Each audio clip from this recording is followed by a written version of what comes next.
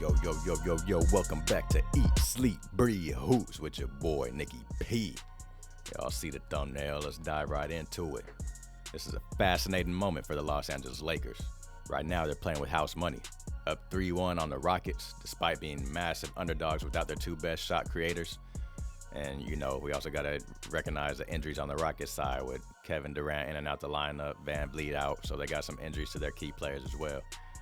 But if we're going to determine how far this Laker team can go this year, we can't get lost in the immediate euphoria. Even though they took a blowout loss against the Rockets not too long ago, when they should have probably swept this series already and be getting some rest. We have to look at the fractures beneath the surface, the ticking clock of LeBron James, and the specific chess match of the Western Conference. Here's the deep dive on the Los Angeles Lakers playoff ceiling. The Houston series, a mirage or a foundation? First, we have to contextualize this first round success. Credit where credit is due.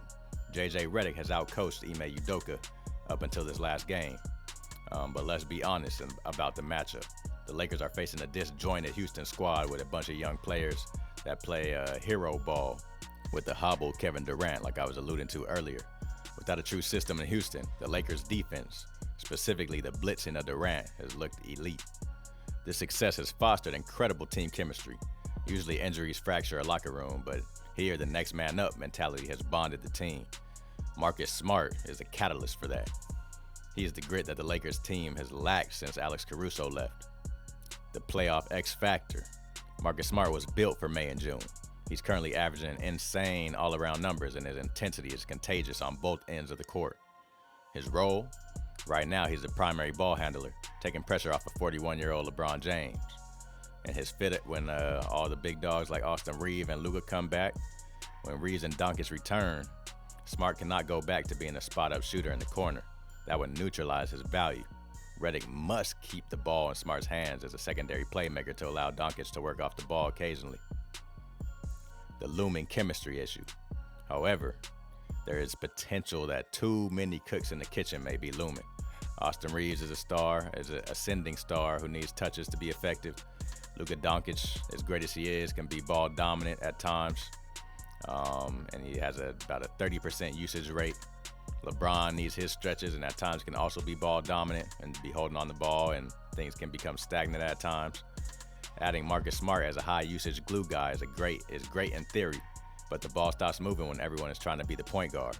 When Reeves returns for Game 5, this will look messy for a quarter or two. The current rhythm will be disrupted. The question is whether Redick has the ego to bench a healthy Reeves if Smart is cooking, or to tell LeBron to set screens. That's a tough ask for a first-year coach. And let's jump into the LeBron paradox. Brilliance mixed with sloppiness. We have to talk about the elephant in the room. LeBron James, he's averaging 20.9 points, 7.2 assists, and 6.1 boards this season. Those are all-star numbers, good box scores. At age 41, his basketball IQ is a cheat code. But we have seen the flaws in Game 4 and, throughout the season off and on if you're watching every game. The turnovers. He's averaging 3 turnovers a game on the season. But in high-leverage playoff games, when he gets tired, those turn into live ball disasters. Against a young athletic team like Houston or OKC, those turnovers become fast break dunks and threes easily. And I think he just had like 8 turnovers last game. He almost had as many turnovers as points last game in that blowout loss they just took. That needs to be cleaned up. And the effort on defense needs to be, the intensity needs to raise. Defensively, there's a lot of times where you'll see LeBron crying to the refs, whining about a foul call or a potential missed foul call instead of getting back on defense. That happens too much when he plays, and that needs to be corrected. How much he has left? He has plenty left mentally, but physically, he can't carry a team for 40 minutes a night for 4 series anymore. The injury to Doncic actually saved LeBron's legs for a potential second round. If Luka comes back, LeBron can coast as a third option and closer. If Luka doesn't come back soon, LeBron will run out of gas by Game 3 of the next series. JJ Redick, the rookie lawyer in a veteran court. I want to praise JJ Redick because he has silenced the doubters, at least for now. His strengths are evident in the Houston series. Game planning. He identified that Houston had no offensive structure and attacked Durant with doubles to force turnovers. Adjustments. He has used drop, hedge, man, and zone to keep the Rockets guessing. But we got to get into the flaws, the stubbornness. He has a history of panicking or refusing to play deep benches. When the competition gets tougher, will he ride a cold LeBron or trust a hot Luke Kennard? The screaming risk. There are reports of him challenging stars like Doncic aggressively. That works in the regular season, but if Luka has a bad shooting night in Game 7 of the Western Conference Finals and Redick screams at him, does he lose the locker room? That's a ticking time bomb. And the Doncic fit. Redick wants a motion offense. Doncic wants isolation. So far, it has worked because Doncic was hurt. But when he returns, we'll see if Redick imposes his system or bends the knee to talent. The Western Conference Gauntlet. If the Lakers get out of this Houston series, which in all likelihood seems like they will, they stop playing against a broken team. In round 2, what if they meet up with the Oklahoma City Thunder? This might just be the end of the road, I'm telling you now. The math ain't mathing. The Thunder are young, deep, and relentless, and have dogs defensively. The Lakers have managed to win despite poor shooting, but OKC's defense is historically elite. They switch everything, they force turnovers, they can stay with just about anybody step for step and, with the lateral quickness. They just have different types of players out there on the defensive end, and they get out and run. Statistically, the Thunder have dominated the Lakers this season, beating them by an average margin of 29 points in their matchup, almost blowing them out by 30 points every time they meet up. Even with the healthy Doncic and Reeves, the Lakers can't match the athleticism of Shea, Jalen Williams, Chet Holmgren, and the rest of the crew for 7 games. The Lakers' defense will get shredded in transition. The ceiling? Best case scenario. Doncic returns for Game 2 of Round 2. The Lakers shock OKC in a grueling 7-game series based on veteran experience and Smart's defense. The reality? Even if they beat OKC, they face the Denver Nuggets or Minnesota. Most likely it's looking like Minnesota right about now.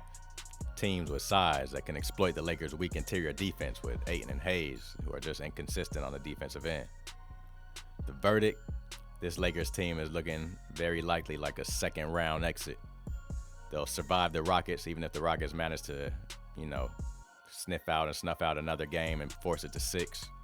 They might even push the Thunder to 6 games because Marcus Smart is a playoff riser and LeBron will have 1 or 2 Game 6 in Boston type moments, hopefully left in the tank. But the turnover problems between LeBron and Luka, the chemistry fit of 3 ball-dominant guards, and the sheer depth of the West will catch up with them. Marcus Smart was built for the playoffs, but he cannot guard 5 positions at once. JJ Redick has been brilliant at instances, but he's still learning rotation management on the fly. And LeBron, despite his greatness, can't overcome a 29-point average deficit against the defending champs. This year is not quite a championship year for the Lakers, but if they figure out the Smart, Reeves, Doncic, James chemistry by next April, they might just turn some heads next season. The league might be in trouble, but for now, hopefully they can just enjoy this ride. But this uphill climb turns into a cliff face in the second round, and that might be all she wrote. Hop in that comment section, smash that like button. Let's chop it up. How far you think the Lakers could go this year? You think they're gonna get to the Western Conference Finals?